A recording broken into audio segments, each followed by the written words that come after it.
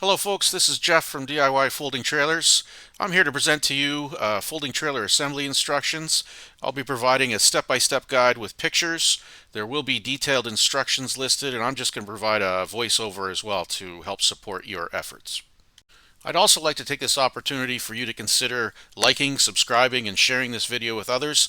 I'm sure you're going to find that the information I present very valuable and helpful to your assembly. And I just ask that you return the favor and help my efforts out and support me on YouTube. This video was created as a result of the feedback from previous customers. Some indicated that it would be helpful to have a spoken word video just to help guide them through the assembly process. So I'll do my best here to point out any tips or tricks. I'll speak over the slides that many have used in the past to assemble their folding trailer. I'm going to try to limit the time of this video as much as possible, and do understand that this video is advice only, so use at your own risk. It also does highlight a few upgraded components, and we do have those available for purchase from our website, DIYFoldingTrailers.com. Feel free also to download a PDF copy of this slideshow. That way when you're actually assembling, you can just simply scroll through and assist yourself as you build your folding trailer. Okay, just a reminder, folks, that we are building a structure here. It is quite heavy. There are some moving components here, so please be safe and careful as you go through the assembly process. You may seek the support of someone else to aid in the assembly of this product, and also understand that the intention is that we do take this trailer onto the roadway. So if you're not mechanically inclined, please seek the support of someone who is. If you're still not sure, you can seek a licensed mechanic to inspect your trailer before it's headed onto the roadway. But ultimately, you are responsible for your own safety. I'll now walk us through the unboxing of our product here. There's 3 boxes in total. A large wheel box that includes fenders, fasteners, tires, etc. We also have the frame components in 2 long flat boxes, but we can take a look at those now. The wheel box, you can see all the items here: springs, couplers, fasteners, hinges, stake holder brackets, the electrical kit. But I typically unpackage that, tuck it away, open up the smaller flat box, if you will. We've got our side frame components as well as our 4 cross members, or 4 of the 6 cross members. Tuck those away. Longest box here, we can see we've got the remainder of our frame: spring hangers, axle, A-frame, coupler, etc. But in the end, we put those all away, find ourselves a flat surface to work from, and we will now begin our assembly. Let's start by organizing our fasteners. You'll notice in the wheel box that we have one large bag full of our fasteners. If you open that up, there are 3 individual bags. Do not mix those. One bag is for our coupler assembly, another bag is for our spring assembly, and then the large fastener bag is for our main frame assembly. I'd ask that you take that large bag, secure it in a bin, and from there try to fish out the 4 carriage bolts and 4 longer M10 bolts. The carriage bolts are used to lock our frames together before we take our trailer out on the road, and the 4 larger M10 bolts are for specific assembly points on the trailer, which I'll highlight shortly. And you'll notice here that the M10 bolt is only just slightly longer. Those are the ones we're looking to fish out at this point. We'll now begin to assemble the front half of our trailer frame, and to start with, I'll get you to find the 2 front side rails. The easiest way to identify those is by looking for the marker light holes. So you'll see a distinctive hole pattern there, 2 small holes with a large hole in between. Pull those 2 parts out, and we are going to build our trailer frame upside down, so we're working on the bottom half of our trailer, or the top half is facing down. So take the hinge mount holes and ensure that they are closer to the bottom of the trailer. And what we can do then, find our first cross member, which has the U weldments, and go ahead and lay that between the 2 side rails. Let's grab 2 more cross members, and what we're going to do is position those into our trailer frame. So again, between the 2 side rails there, one is at the rear and one is directly in the middle of that chassis. Go ahead and line that up with the holes that you'll see for future bolts, and do ensure that we're laying these things out so that the open C channel is facing rearward and that all of our cross members have the exact same hole pattern. All right, and we'll go ahead and drop an M10 bolt in that front cross member there. And basically that's how it should look at this point. Let's grab 4 of our stakeholder brackets at this point. We're going to add that to our front half of our trailer. 2 of them will go on our front cross member, and 1 will go on each of our sides. We'll go ahead and put an M10 bolt in there. Just finger tighten that only for now. And do note as well that we have the open side of our stakeholder facing down.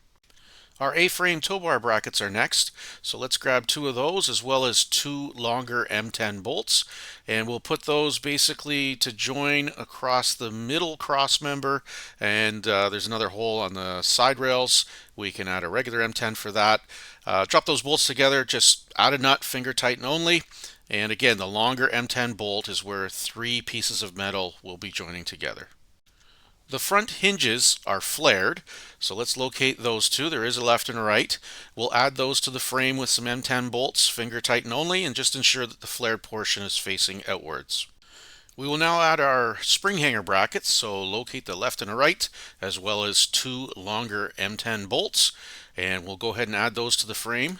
Do note that the longer M10 bolt is again used where we join 3 components together. So that's a spring hanger, side rail, and cross member, and the regular M10 bolts at the rear. And again, just finger tighten those nuts for now. We're now on to the caster brackets and caster wheels. So we'll go ahead and add those to our spring hanger bracket. Just do note how the angle of our caster bracket mates with our spring hanger. It's almost a U shape when those 2 angle irons form together. You can go ahead and tighten up the caster wheels as well, and then go ahead and fully secure our caster bracket to the spring hanger frame, as this gets to be hard to access once we continue with our assembly. We're now ready to start squaring up the front half of our trailer assembly. Grab a large framing square if you can. I typically start with the front corners of my trailer. I'll get those things set up square, fully tighten that nut and bolt down, opposite side. Then I move into the middle cross member. This does have the tow bar attachment with it as well. And what I'll typically do is to make sure that my trailer is going to be assembled symmetrically. I want to make sure that if there's any play in bolt holes that they're all going in the same direction on both sides. So I'll take my tow bar bracket and just push it forward as I assemble that rear bolt. I'll then square up the bracket, tighten down that top bolt, and move on to the rear spring hanger. There are a few steps to squaring up the rear cross member and spring hanger bracket, but I typically start with set my square up, making sure that things are sitting fairly square. Then I'll go over to my spring hanger bracket on the 2 rear screws. So the weight of the spring hanger bracket often has this kind of sitting half cocked on one side or the other, but what I'll do is snug up those screws, not fully tight. Like, I still want to be able to move that, but what I'm doing is taking away any of that play. So I want to make sure that the rear half is relatively nested on my side rail, as square and as plumb as possible, so it's sitting nice and straight. And then what I can do is double check for square, tighten up that long M10 bolt that joins the spring hanger to the cross member and the side rail. I then go back and fully tighten up the rear bolts, and that helps align that rear spring hanger brackets and caster brackets as well. And this helps align our trailer, making sure that when we do fold it up and stand it up, it's going to be sitting nice and straight, and we don't have anything that's misaligned any of our assembly. It's now time to fully assemble our stakeholder brackets. It is a bit thinner gauge metal than the rest of the frame components, so if you are using an impact driver, it can introduce some twisting here. So I suggest that you just snug up 1 bolt first, adjust your bracket for square, move over to the second bolt, fully torque that down, go back to the first and fully torque that. A tip for you as well, you'll notice here, I'm always using, if you are using an impact driver, I'm using that from the inside or the rear of the trailer. That way it doesn't leave any witness marks on anything visual, and it also introduces as little twist as possible into the, some of the lighter gauge metal that we're assembling here. But again, I will snug that rear bolt on that hinge first, move to the front, make any adjustments I need to the hinge to make it just sit perfect, and go ahead and fasten that front nut and bolt together, and then return to the rear and fully torque that one into position. And all these things, it's the little adjustments that, there may not be necessary, but ensures that our trailer's going to be assembled with, no misalignment, no gaps, no unwanted errors. It really makes our trailer come out just that much better. We're now going to assemble our springs, fenders, fender support brackets. So do grab that extra fastener bag, or one of the fastener bags that has the U-bolts in it. That will eventually join our axle to our springs. But we'll go ahead here. I typically start by putting our springs in our spring hanger. I'll grab fender support brackets as well here. Run the M12 bolt. Do note the side that the flare is on those fender support brackets. Your trailers will come from us with one fender support bracket. I typically assemble them with two, so do consider purchasing an extra set. It just does help to fully stabilize and anchor that fender into position. From there, I'll put my fender bracket, add the fender. You can go ahead and start running these M10 nuts down, fully secure that all the way around. One note though is just to ensure that we leave that one square hole kind of accessible. We will need to fit a 17 mil socket in there, and what that hole is for is when we do unfold our trailer and lock our rear half to our front half, that's where a carriage bolt will be kind of put through, and we're going to use a 17 mil socket in there to kind of anchor that or run that nut down. So just do make sure, if you can, when you're assembling, just push a little forward on these just so you maintain and ensure that you have clearance for that. And again, after that, you've got M12 bolts. Go ahead and snug those up. The spring hanger, that steel there, these springs are meant to be free. You do not have to deform that metal and crush it so that it's, fully anchored this spring. You're just simply tightening that M12 nylon lock nut in to secure that bolt to that assembly. We'll now assemble our A-frame to the trailer. So go ahead and locate the two A-frame bars. Do note one does have a VIN plate that will be on your driver's side, and the tire information sticker and VIN plate will appear upside down because we are building on the rear half of the trailer. But we're going to add our M12 bolt through our tow bar bracket, as well as our quick release pin through the U weldments and our A-frame bar. We can grab our coupler and coupler base and create this sub-assembly, and we start by putting our coupler onto our coupler base, run the M12 bolt through the rear, finger tighten that nut onto the back. On the front half of the coupler with our M12 bolt, we'll also be fishing through the middle link of the safety chain, so you'll have to attach that or run the bolt through that middle link and then finger tighten that M12 nut onto the bolt. And from here, we're going to fully torque that M12 nut and bolt together. Do understand it calls for over 55 foot-pounds of torque. Your typical impact driver will not achieve that, so this picture's a little misleading. I do go to a 3/4 socket and 3/4 wrench, and I, tighten that up. You do want to make sure that that coupler is fully secured to the coupler base. From there, we get our T-plate, head over to the A-frame, run our M10 bolts through there. And a good tip for you, if you want to establish your assembly here and save yourself a bit of grief, what we're trying to achieve here, I typically use a 2x4 or like a little scrap piece of 2x4, and I'll wedge it between the two A-frames and the coupler. And what that does is it separates my two A-frames apart. And what I'm looking to achieve here, you can see in the right picture, is just an even spacing of my A-frame bar on my quick release pins, and I'm looking to make sure that my A-frame is equally spaced on both sides. Okay, this should pretty much get you there, right? You may have to play a little bit, and certainly my 2x4, I've shaved a little bit off the sides as well, so it's not aggressively pushing outwards, but this will get you very, very close, okay? But be prepared to spend a little bit of time and just make sure that we have symmetrical assembly here, as it will help with the towing and tracking of our trailer. And we can go ahead and fully torque our M10 bolts on our coupler subassembly and T-plate, and then head over to our A-frame where we're going to snug up the M12 bolt for our A-frame and tow bar. Do understand though that these will remain loose as the A-frame folds down when we're storing our trailer, and can also be used for our tilt feature on this trailer. So we do want to make sure that the M12 nylon lock nut is fully run in on the threads, but we should have that M12 nut and bolt fastener arrangement free to move, as it will be pivoting. We're now ready to assemble our axle to the trailer, so just grab that and get it ready.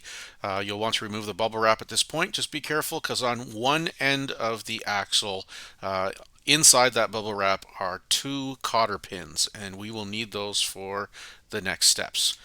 If we bring our axle over to the spring, you'll notice on the bottom of the axle there is a round hole that's been drilled, and on top of the spring is a little round nub, and we're going to locate the axle onto that round nub. It helps locate the axle and make sure it's evenly spaced on both sides, and it acts as a dowel to kind of locate and help keep that axle centered. From there, if we grab our U-bolts and spring plate, we can add our M10 nuts. You'll see it here in the 2 pictures, just from the top and the bottom. Grab again your 17 mil socket and just run those down evenly, right? We want to make sure that we're not tightening one side more than another. So typically we go around, we tighten a few turns on one nut, go to the next one, so forth and so on. You want to make sure that those U-bolts are sitting square to our axle. With a clean rag, just polish up that axle stub, making sure we remove any packing grease or debris, just preparing it so it's nice and clean, ready to take our hub onto our final assembly here. You also may want to consider taking the opportunity to prepare your tires. Do read the sidewall to ensure that we're putting the right tire pressure in there, but typically it's 80 psi for our tires. And now this video will help guide you through the complete axle and hub assembly. Hi folks, it's Jeff from DIY Folding Trailers. Just about to mount my tire and hub onto our axle assembly here. Let's take this opportunity to kind of make you folks familiarized with the components and terminology here. So we got our axle mounted. This is our axle stub, right? On here you'll see what I refer to as a raised shoulder, right? So that's the shoulder area, that's the raised portion. That's where the seal is going to ride, and this shoulder is where that inner bearing, you're going to feel it bottom right out against here. If you run your finger along the stub here, you will feel like a slightly raised area here, a lower diameter, and a raised area again here. These 2 areas are where our bearings are actually going to be housed and reside, right? And this is just clearance to help us with our assembly. Other components, we've got a thrust washer, a castle nut, and a cotter pin. And it's this arrangement here. As we load our hub on, we're bottoming that inner bearing out against that shoulder. It's the castle nut that we spin against here to set that tension against there, set that gap, okay? And the cotter pin eventually locks that into place. So if I remove these components, we'll take a look at the tire now. So from the rear, you will see that we've got that seal, okay? And if you can kind of see with the camera, just on the inside of that seal, you'll start to see the steel bearing that's inside there. And again, on our axle shaft, that's the part where I'm going to get you to pay attention as I load this in, right? The seal will ride over top of that raised part. The inner bearing bottoms out against that shoulder. And you actually feel that when you're putting that into place. All right, well, let's hop this tire up. I've got a little tool here that helps with the removal of the dust cap. So I'm fairly fortunate to have that. If you look in at this bearing, you can see that it's been totally packed with grease, okay? It's a high quality grease, and you can see in between each one of those little roller bearings, grease is coming out from that. I'm not sure if the camera will pick up, but you can also see on the inside of the hub, it's entirely packed full of grease, and that's exactly what you want. So this is as they come from the factory for us. We pay a little bit extra for the high quality grease, but here's what we're gonna do. I take my hand, I put it over this part of the hub.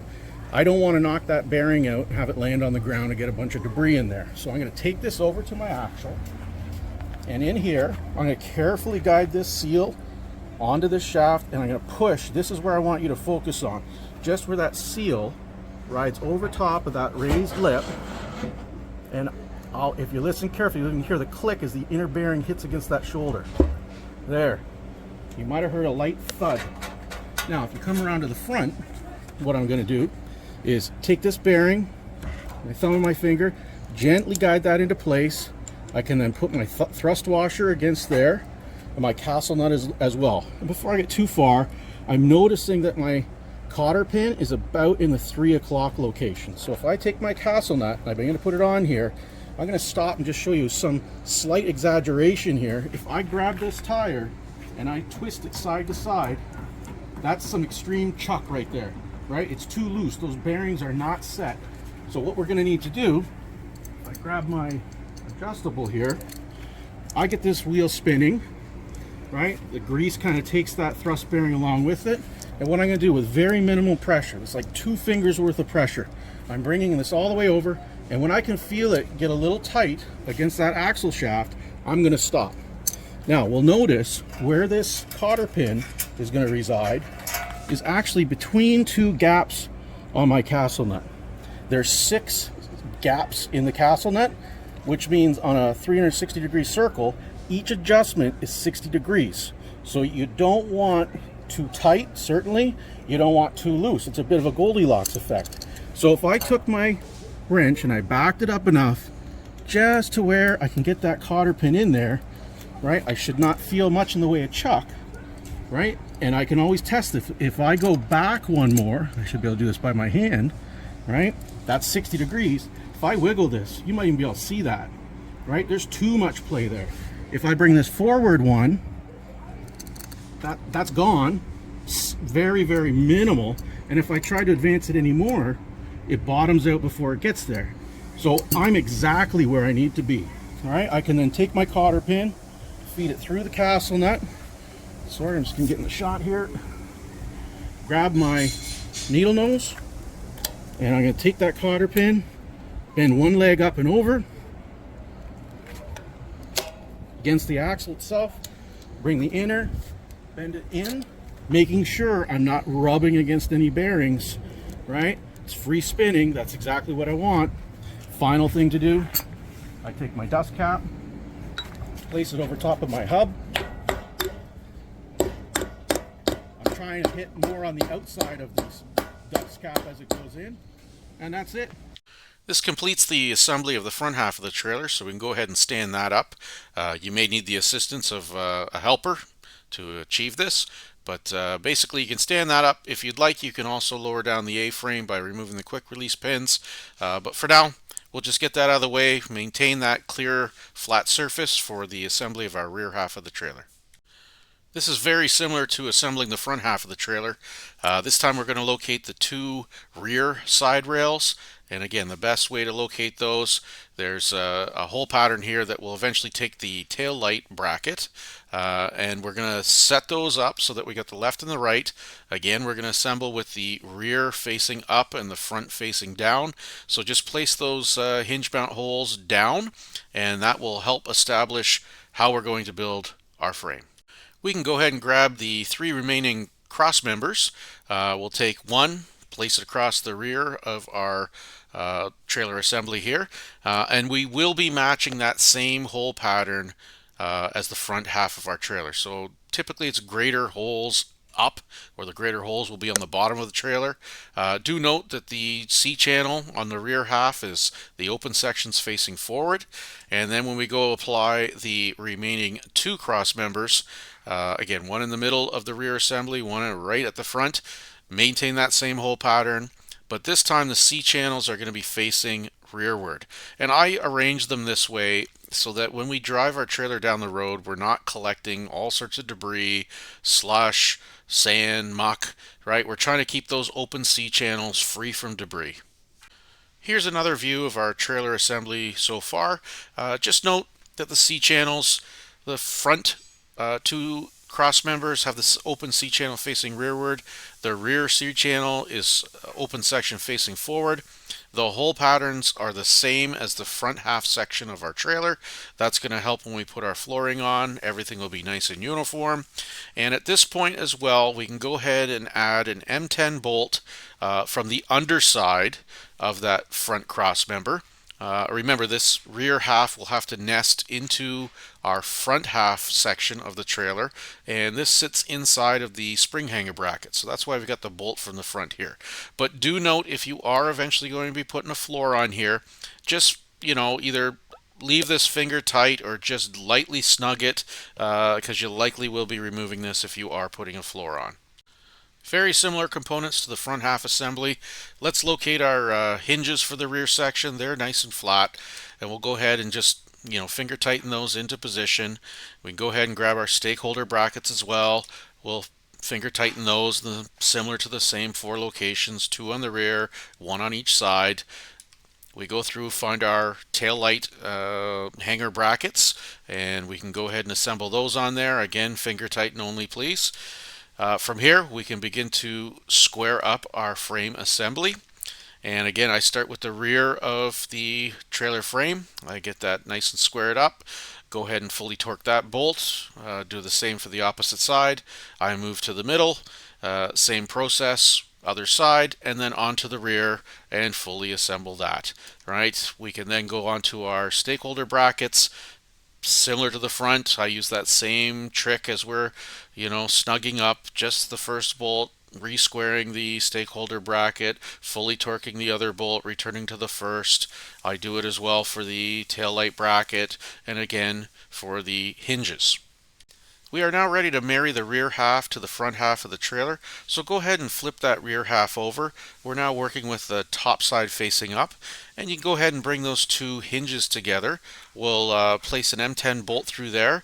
Go ahead and add a nut to the other side, and we're not even snugging these things up. You want to make sure that that is so free that we can pivot this.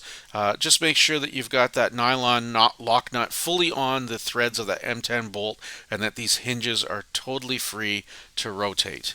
And at this point, you can bring the rear half all the way forward, tie the rear half to the front half. Again, you can lower the A-frame at this point if you haven't already. Do remember, we do sell lots of accessories, so we have quick release carabiners that help hold the rear half to the front. No drillings required, but go ahead and check out our website, DIY Folding Trailers, for all of our accessories and options. With the mechanical assembly out of the way, we're now ready to tackle the electrical. So go ahead and get those components out. I will be demonstrating in this video with use of our electrical upgrade kit. So it comes with wire clamps, sheathing, ground wire, adhesive lined heat shrink, solder, upgraded wiring harness as well. Again, you can check out DIYFoldingTrailers.com for all of those components. But in the end, I will cover the complete electrical assembly of this trailer. Some tips that we do have here: I typically always wire our trailers in the folded position. If you're new to this, make sure you route your wires before you begin making any of your connections. You might even want to take some masking tape or electrical tape and lightly tape them to the frame, just so you can avoid any confusion. You're not going to be tangling or tying knots in any of your cables. Start with the taillights, so start the rear of the trailer, work forward. This should not be too complicated. All the wires are color coded. Solder and heat shrink is best. The trailer does come with some morettes as well as some of those Pierce splice joints. I always recommend solder and heat shrink. Do tie down your wire runs as you go. Leave slack at the fold point of the trailer. Route wires away from the edges of the trailer. This is a folding trailer, so it's very easy as you're reaching in to grab and flip the trailer forward or tilt or whichever.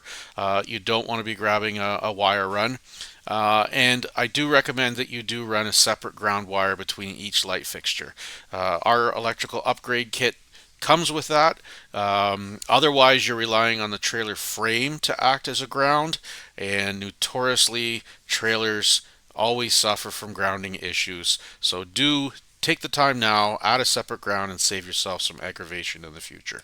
And basically, here's the getup, right? This is an illustration that kind of shows you. And the color codes are as follow. The ground wire is the white wire. A common wire, which will be your headlights, that will control your tail lights and your marker lights, that's the brown wire. Your driver's side signal and brake is your yellow wire, and your passenger side signal and brake is the green. So once you establish that, know that these wires, right, the green wire is only going to connect to a green, the yellow is only going to connect to the yellow, the whites are the grounds, they all tie together, and again, all our fixtures are color coded, and the brown is your common. So the marker lights, right, they're a little confusing because they're in the middle of the wire run, but as long as they connect the brown wire to the brown wire on your 4-flat connector, you're good to go. And at this point, I put away the bulk of my table, but I bench work as much of this electrical component as possible. So I bring out my marker lights, my tail lights, my wiring harness. I strip approximately about 1.25 inches of sheathing from my wire ends. I'll go ahead and add my heat shrink to the tail lights at this point. If you did purchase a tail light protector, which is awesome, like it really does protect your tail lights from all sorts of mishaps, you'll want to prepare those now because you will have to run your wire harnesses through the appropriate side of your tail light protector before you make your connections. You cannot do that afterwards, so that's why it's in this video. But at this point, I'm going to ask you to join the colors from your 4-flat connector to the taillights using a Western Union splice. So that's basically just crossing an X with the two wires and wrapping them over each other. Okay, from there we're going to solder the joints, run some heat shrink, apply some heat, and secure all that adhesive lined heat shrink to our taillights. I'll then walk it over to the frame. Make sure you understand drivers from passengers. It can be a little confusing as the trailer is folded, but we go ahead and mount those lights to the frame. And at this point, you can secure the taillights with just the outside nut because we are going to use the other taillight stud to mount our ground wires. So you'll see here, I do mount the ground wire kit or the harness that I supply with our electrical upgrade with the ground wire from our taillights. And from that point, you can go ahead and secure that taillight fastener nut. And we now have grounding between the passenger side to driver's side, and the rest of the harness will be brought forward. Again, as noted in our electrical tips, just do plan your wire runs. So try to keep your wires separated so you're not crossing your driver's and passenger side. We're not mistakenly wrapping it around any trailer frame components, and we're getting this prepared for the next step. We can now take our split loom from our electrical upgrade kit and begin to run that just between the two taillights on the ground wire. So this is just the white wire that mounts between the passengers and driver's side tail light.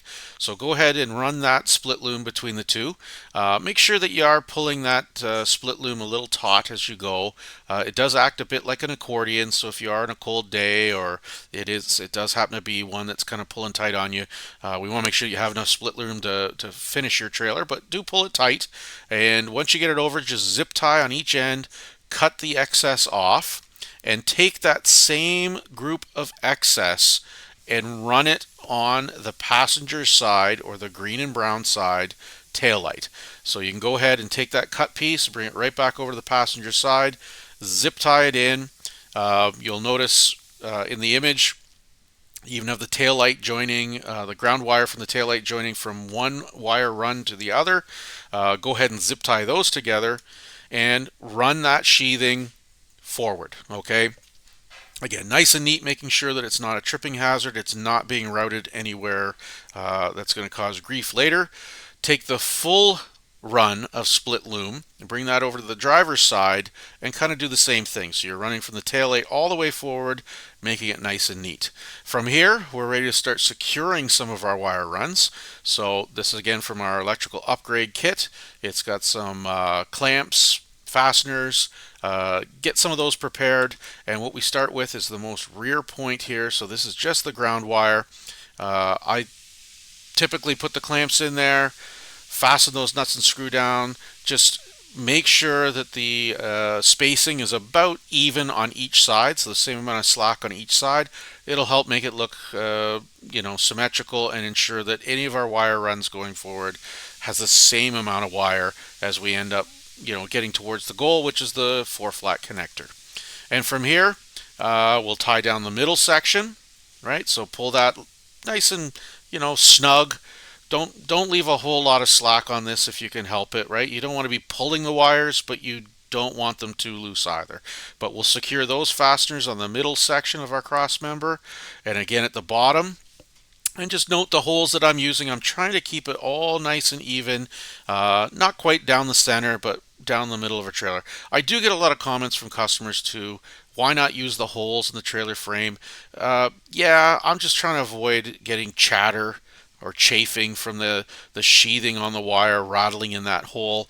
I'm certainly well aware many customers have done this, but this is my preferred method.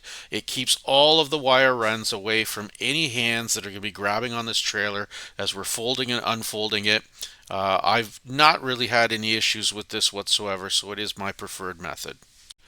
We can now cable tie our ground wire run to our driver and passenger four flat run, as we're all done the cable runs and wire clamping as well. And we now transition to the front half of the trailer. So on the lower cross member of a front half of our trailer, as we connect our wire run there, we will be on the outside of that cross member. If we do fold the rear half and front half together, if we were on the inside of the cross member, it would actually pinch and cut that wire. So we want to be in the bottom half of this. I'll give you a close up here as well. That's the only cross member that I do that for. Okay, and again, the reason for that, I'm trying to keep those cross members with the C channels facing rearward, just so I'm not collecting a whole bunch of mud and debris as I'm driving down the road. We can also tie our wire runs to our middle cross member and go ahead and tighten those fasteners as well. And remember, just keep that wire run taut, not tight, but certainly snug it up before you tighten those fasteners.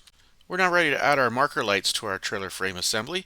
So go ahead and take the fasteners, run our marker light through the trailer frame, ensure that we run our wires as well through the wire access hole. Do note that I only apply the upper nut, and it is only finger tight at this point. We come down here. What I'm doing is taking the passenger side four flat wire run here. I'm pulling it, taut again. I go over to the upper screw on my marker light assembly, and I'm actually marking or just rubbing against that thread to get an indicator of the length of wire. And I use that indication to give me a determination of where to cut that brown or common wire. And I go ahead and cut that. Again, stripping off about 1.25 inches of the sheathing. I add some adhesive heat shrink to the lower portion of that wire. I then join those two together using a Western Union splice. Take that joint, that wire joint, over to the marker light and add the marker light using a plain tap joint.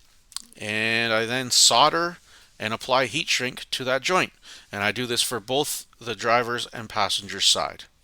With the longer run of split loom being on the driver's side, I'm going to continue this forward. So I bring the split loom up where the ground wire meets the marker light. I'll separate that, bring it to the lower fastener of the marker light screw, add the ground wire from the marker light as well, and just finger tighten the nut to kind of join those together. I'll then bring the split loom all the way forward to the four flat connector. Notice that I've pulled out the two ground wires, one from the four flat, one from my ground wire harness kit. I cut them accordingly. Again, strip off about 1.25 inches of sheathing, add my adhesive heat shrink. I then solder and join the heat shrink on there, tuck that into the wire harness, and then work from the passenger side over to join the driver's side. Where those two meet, I will transfer the remaining run of my ground wire harness run into the passenger side. I'll join those two split looms together, carefully cable tying them so that none of these wire runs separate from one another. I then join that ground wire to the lower screw on the marker light. Again, just hand tighten that, and I cable tie the split loom to the wire run.